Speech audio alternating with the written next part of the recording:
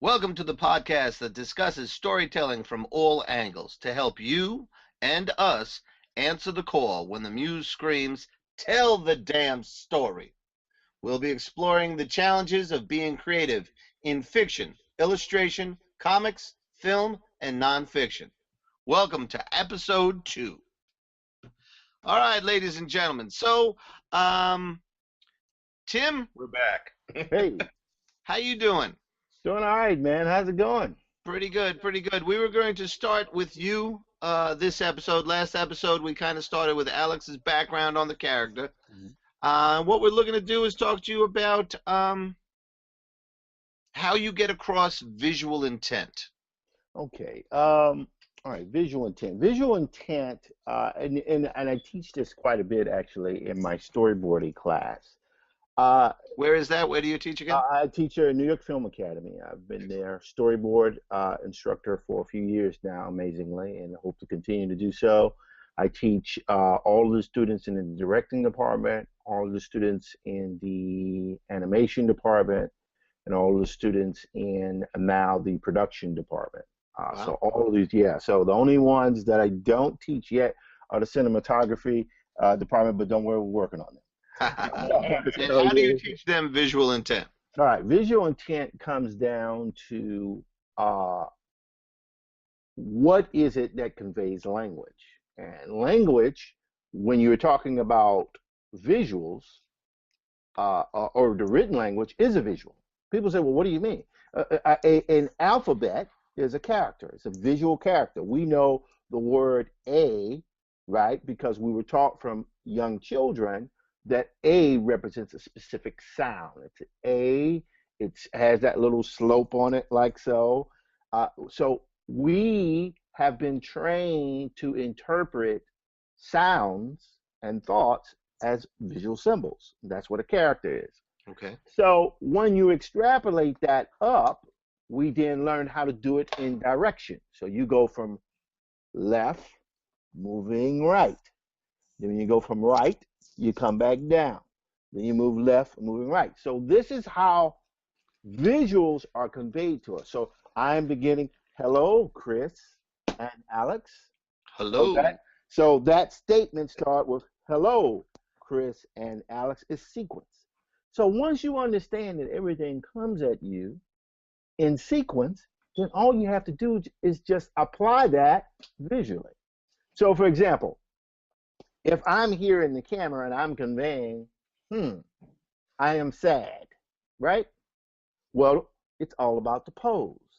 So meaning that you could do this, you do that, right? You can do any kind of pose. It's like I tell my children sometimes, tone is everything. So you could say, uh, I love you, or I love you.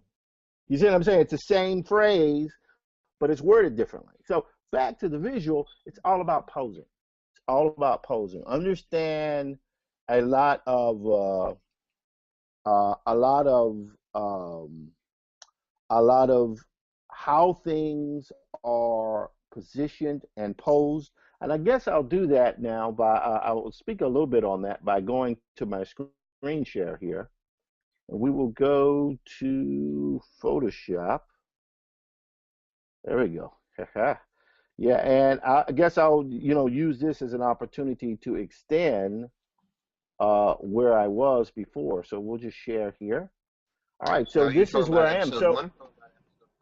uh, Oh, well, yes. This is actually, a piece just you were working on episode 1. exactly, exactly. And since you guys gave me a challenge of doing this, I'm going to use this as my visual intent. So in this particular case here, it's all about the vibe or the emotion or the intent of the character is I want Aaron leading a charge.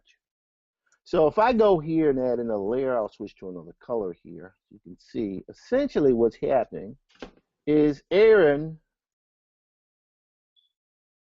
is doing that. That's what he's doing. He's doing this, right? But his body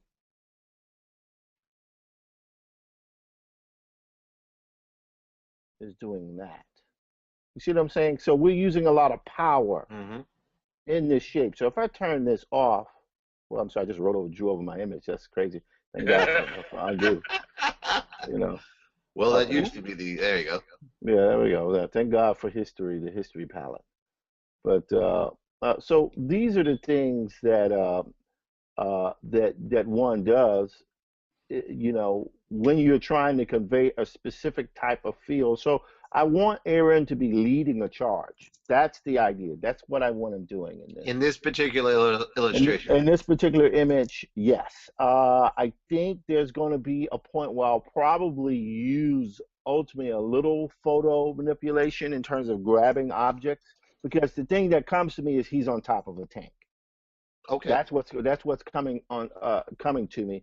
And of course, I said to you guys before, I had put those lines on there. I'll just add the line here. It's like it's a low angle. So part of what I'm doing in my storyboarding class, as I'm teaching my students how to use camera angles to convey a certain feel or a specific way of thinking about how do you want the audience to feel about your character, and that's what visual intent is. So I want people to feel like Aaron towers over everyone else, but he's doing it under duress. So that's where this comes from. So for example, in this particular shot, right, I would come here and I would say, okay, I guess it would almost be like his legs would be cut off, right, and the tank here would be sort of like right there at the bottom. Yeah, that'd be hot. Yeah, that'd be hot. Yeah, yeah, I like that. So we could do that, right? Right. And then that gives, you see these lines here? You guys see the lines? The ones that Yeah. you're putting together, sure. Yes, yes. Dark, thick Right. lines. Yes. So from here, then all we got to do is watch this. And because what we're trying to do is to associate Aaron with virility. That's what we're trying to do. You know what I mean? We're trying to associate him with being, powerful. So you do that. See how that's going? That tank, you can still convey your story. You can still convey the story. You can still convey narrative. Uh-huh. But what you're doing is you're doing it in such a way where you can subliminally, now look at that. See that when you play around with that a little bit? See, now he can be holding onto the tank turret. Do we need to invite Freud into this conversation? Well, Well, look, you know what there's a comes to sexual mind? component to it, of course, No, absolutely. you know what comes to mind immediately? What's The that? Shaft movies, the Yeah. early ones. All right, Well, that's the point. some That's exactly, And some exactly. kind of shaft comes to mind, sure. in particular, Shaft in Africa, because he had the stick, the big long stick that he fought with in one of the scenes, and the way they positioned that on the poster was totally phallic. There was no way to not see that. So yeah, All right. I get that. So watch this. So I can do that now if I want to, because of the magic of working in layers. I can now shift this guy around. So I can shift him around, and I can put him here. Kind of, yeah, wow, look at that. Look at that. So then we can move the tank around. Yeah, look at that. See? I can make that. So all these type of things here are part of how one would do sort of oh wow, look at that happening. Yeah, I like that. So Yeah, these are the, that's a shaft, all right. yeah, it's a shaft for sure. But it's like if anyone goes back and look at Jim Steranko's work, Sure. I mean it's all over his work. It's all over his work. So that's kind of like what I'm going to be playing with here. I don't know necessarily what the story is. I don't know if necessarily the story is, oh wow, look at that. You Look draw at that. you do the illustration, we'll come up with the story. That's part of the challenge. Okay, I need a guy dying out of the tank turret here. He's slumped over. Can you guys give me a little of that action there happening? You draw it, we'll tell the story. I can see it in my head, though. I can see it. I can see it. Yeah, yeah. But anyway, So that's the idea. The idea is through um, utilizing different techniques and trying to make a person with intent. You're trying to make the audience buy in. That's Let me really what ask you're you a doing. further question, Tim. Yes. Okay, let's play still with this illustration. Okay. Now, how would you show the visual intent of him in victory, and then how would you show him at near complete defeat? What would you do with this illustration to convey victory or defeat? All right. So with this right here, different things. Certain things can be more direct. Certain things can be less direct. So, for example, in this case here, it could be a something. I'll duplicate this layer here, and very often, again, so much of this stuff is about posing, and so depending upon where he is, I could say, all right, if he's here, and we can pull from history in terms of how we want to generate things. Yeah, this will be cool. So we'll go here. Let me darken this up a little bit, and we'll go Now, are we here. doing victory or defeat here? Right now, I'm gonna figure it out, but I'm thinking we're dealing with victory because Okay. Blackjack has now made it to a hill. He is leading the charge. And then, oh, we got to get that Corbin-esque muscles. Always important to have Corbin-esque muscles. You got to have that, Now, who is ridiculous. Corbin again? Richard Corbin is the god of one of the true American graphic novel and graphic arts comics pioneers. He is the first American cartoonist. I guess Richard now must be in his 70s. Richard is the cartoonist, the American cartoonist that frankly made it okay for American cartoonists to do work that was both fantasy based but also adult in nature. He did Den for heavy metal, so he was really the first American cartoonist to work with heavy metal because he was brought in, from my understanding, by Mobius Hmm. because he had submitted his work. So Corbin is important cartoonist to me. I've also had the pleasure once in my career working with him, which Oh, was really excellent. cool. Yeah, it was a kind of soft porn thing, which he completely changed the layouts, but it's Richard Corbin. He can do whatever he wants. Right. I'm just like, hey, he changed my layouts. He changed the layouts. It's just like, whoa, thank you. I'll never wash your shirt again. So, let me ask you, not to change the bottom of your illustration, but Sure. I would imagine you could do this intent of victory from the top of the tank as well. Sure, I could do. Oh, wow. Ha ha ha There we go. ha. That Yeah, way we can show the range of emotions from the same illustration. yes, we can. Yes, we can. But we got that salad thing happening, guys. Can we live with that? We See, can live with we can live with it. Okay, so I'm gonna minimize that, shrink that down a little bit. it. Now, would you go with a color palette or something to try and Oh, to absolutely. Absolutely. Right now, all I'm doing is just working on all I'm doing now is just working on let's turn that just a little bit, not too much because we don't want him to completely fall off. Right now, the idea is just talking about composition, and we'll worry about values and all that type of stuff as we go. Oh, yeah. so we have here you put the flag a little off the page to accent what for us? I'm gonna move this down because what I gotta do is I gotta keep this on like so, keep the tank going, but the tank has to probably be bigger. I mean, I don't know what this is for. I have That's no. what we will say. Yeah, yeah. Let's see. Go here. I'm gonna grab the tank here. Boom. Yeah. There we go. All right. Let's see here. No, there. We'll work it out. We'll work it out. Let's move this now down below. I know we got the serious phallic thing going on here. Let's see. Right there. That's good. Right there. Then we're gonna move Aaron over just a little bit. And I'm gonna have to tweak this a little bit, of Right. course.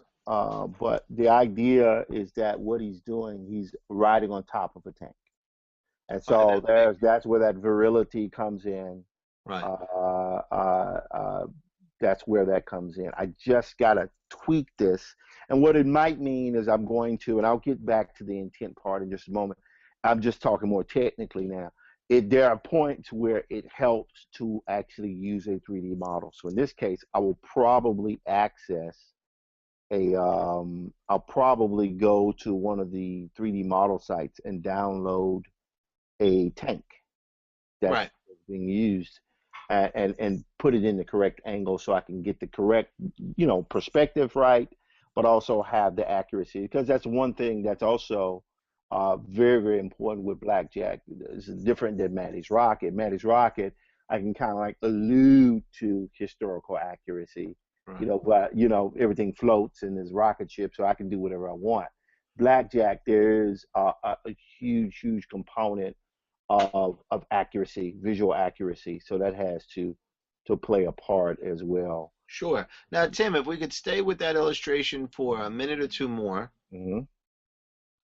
Um, how would we now, because we're working mostly with composition here, what changes would we make to show the visual intention of defeat? All right. So if we go here to defeat, I'll go here now.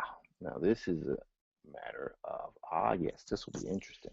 Yes, Chris Reines, the dirty dog, dirty, dirty dog. See, oh yeah, oh yeah, look at that, yeah, yeah, yeah. Oh man, see, look, he's there. Oh man, now look at that. And then we can go here. Yeah, we can tweak it and like air this, like on his last leg, and there's the water and the splash, right? Then he's being attacked by like a large alligator kind of thing. Well, I want to, I actually Yeah. want to limit you to that tank, to that, Tim. Man. I know you Ah, like the alligator, but I want to limit you to that yeah, same okay, okay, tank okay, okay. The tank, man. so that we can show All right, uh, all right. We audience got how we The would. alligator was cool, though. I gotta say, Yeah, the alligator was cool. it was cool, man. Alligator's It was. cool. I don't mean to be mean, Yeah, but yeah, man. These people, man, throwing me this type of stuff. Okay. Here we go. Yeah, yes, we yes, yes. want to stay with that same illustration and just make the changes that we Oh, can see we the little got it. changes that you would make to go from to give the visual intent a different emotional impact. Excellent, excellent. I just got the idea for it. So let's go here. I'm gonna erase that. We're gonna get rid of this part. Yeah, that's gonna be hot. So now, obviously, in this particular case, Aaron would be running. So we're gonna go here, get rid of Running that. off the tank. No, he's running away from the tank. But check this out. Watch how this is All right. gonna be. This is gonna be All right. hot, man. It's gonna be hot. So we're gonna go here. We're gonna just put it just a little bit there. Yes, this will be great. And this will be like very chicken-esque. Howard Chaykin. You're talking Oh about yeah, Howard yeah, Chaykin. yeah, yeah, chicken-esque. And do this here. We can put that there. So he's running. Yeah. Look at this. Check it out, Alex. You might have another cover I'm ready. right here. Right. So boom, bam. So what he's doing, he's running. Now, Right. where would that phallic tank be in It's gonna relation to be him? there. It's gonna be there. So we're gonna go here. Boom. Does anyone Right else have down a at the feeling we bottom. walk into a girls' sorority or something? Like, All right. So we're gonna, and we can't have Aaron ever really be completely close to defeat. It just has to be he's in a bad spot. It's what we do. So and then we have the I Kirby. would debate that, though. I would debate that because when we think about some of the great stories in comics or otherwise, where the lead character or the hero is close to or has been defeated, and then does the rise of the phoenix thing, or how do they deal with loss? You know, that takes you into a whole other dramatic sphere that I would not want to be afraid to deal with. And actually, in some of the plots I have for Blackjack stories, there are situations where it does not turn out real well for him, you know, and he has to come back from that. If you look at Frank Miller's Daredevil, one of his first major runs on Daredevil, he pretty much tears that man's whole life down, Sure. you know, to the point where he loses everything, you know, and is basically almost his life, you know, because the trap that he winds up in several issues into the story, after everything else is taken from him, is both physical and mental and emotional. So I mean, this guy is like trashed, and then he rebuilds himself. You know, he comes back from all that. So that, And you know, then I there think was an it's arc where Daredevil tore down the Kingpin. So right. we got to see it from different angles, just Yeah, like the exactly. illustration. So, Yeah. So Tim, wow. it would seem to me that part of composition, part of the visual intent, is the placement of the main character. He's not as dominating in this illustration as he was in the Victory. Yes? Right. What happened was it went from one character looking like going uh, up Right. like this, and then of course the other one going down like that. Right. Okay. Excellent. So it's all about posing and positioning and all that type of stuff. But I got to figure out which one we're going to go with. Not a problem at all. It was wonderful to see some visual intent. Now I'm going to switch to Alex, if it's okay. No, but that's okay. Alex, what do you do as far as in a literary sense? How do you use, say, dialogue or description to convey the same kind of range of visual intent? I mean, here we have Blackjack on top of a tank, and then we said, well, what would he look like in victory? And then what would he look like in defeat? How do you convey as economically as possible in your writing, let's say, the victory scenario? Well, I think one, it depends on the medium. In comics, you know, you already have visuals. Right. You know, so you don't need to be redundant with your words. You know, Then, otherwise you wind up with, you know, oh, I don't trust the art, so let me make sure everybody knows exactly what's going on by throwing in a ton of words. right, but because I love to put you on the spot, I'm going to say that Tim's illustration starts a prose story. So going from the illustration we're seeing now. Right, and you need to write prose to convey victory. Okay, so for me, the shot right there, and we're going to assume that we've already read the story, or we're into the story, so I don't necessarily have to situate or set up where we are and why. No. All of that, right? I'm going to make it as difficult. Alex, I'm going to make it as difficult for you as possible. I'm going to kick your butt when I see you. Okay. You're welcome. So let's pretend for a moment that this is the challenge that Tim gives us, and this is the illustration. He says, here, write a story from this, and by the way, this is the first moment of the story. Opening action, you have to convey this sense of victory. Okay, I can approach that from a couple of different angles. One, third-person narrative, which would allow me to comment on the setting and the character or characters in that particular shot. In this case, we see Blackjack, but I could also comment on maybe what he sees, so that, you know, we would get a sense of the battlefield around him. Certainly those two things right there and then, this is just off the top of my head, those two things right there and then in third-person narrative allows me to begin to set up a sense of the power and emotion of the moment. My other approach, my B approach, or flip it, the other way I could do this would be inside Aaron's head. So it'd be first person narrative. And it's how Aaron feels at that moment. What has happened that's brought him to this moment, and what he sees around him, or what he feels because of what has just happened. And if it's a situation where he's gone up against overwhelming odds, and it looked like he was going to die, and yet he's come through it, that's one thing. If he's helped liberate people who were oppressed or tortured and truly massacred, if he somehow managed to accomplish that, his feelings would be something else. If it was a personal battle, like with the Cobra, where he was going after this man who years before had defeated his father and almost killed him, then there's that sense of, yes, I've done what I've gotten my revenge, I've avenged this, I've avenged that. So the emotions and the situation, the reason that he's there, the motivation for what he's just gone through, would be two of the things I would tap into at that time, either from first person or third person narrative. Okay, excellent. Now, one of the things that, one of the most thrilling things about writing blackjack shooters with you is that your writing style and my writing style are very different. And you have this great, I like to think of it as cinematic. You have a camera on a dolly. It kind of rolls into the scene, whether it's John Ford or Martin Scorsese, where we take in so much information in your narrative. For me, my style is more short, frenetic bursts.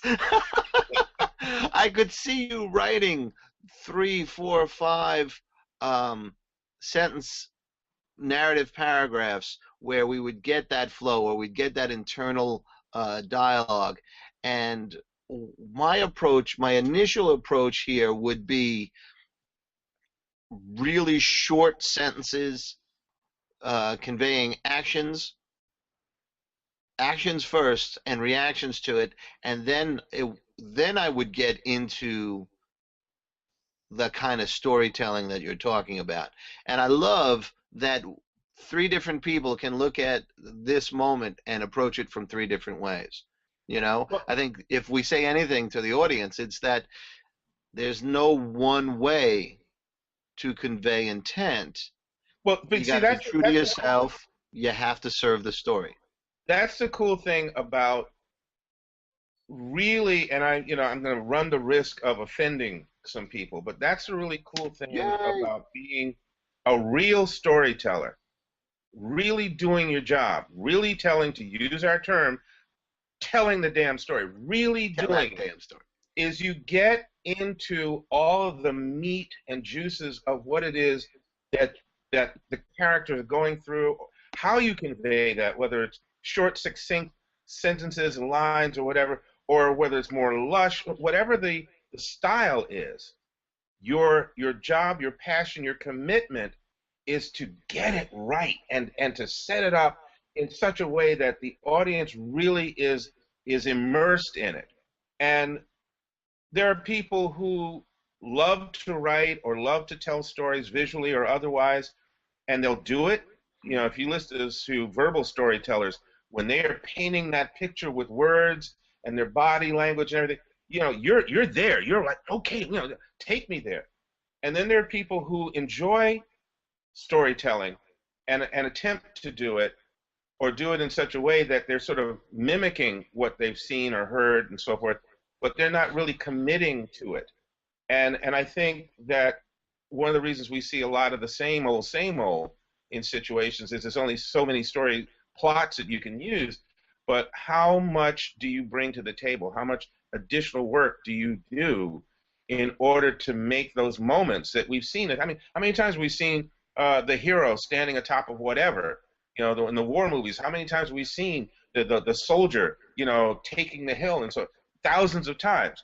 But if I have to write that story, you have to write that story, Tim has to draw that story, what are we bringing to the table that's going to make that moment ours as much as possible? So Yeah, and that's why I said, I would add you to say that. something? I would quote.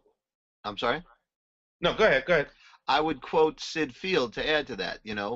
Story is plot. I mean, story is character, character is story, or story is plot is character, character is plot. Right. So infusing it as you did when you were explaining with Blackjack's perspective, whether it's involved in a community or involved in one of his internal struggles, that informs the moment so much more and so much deeper than just surface actions.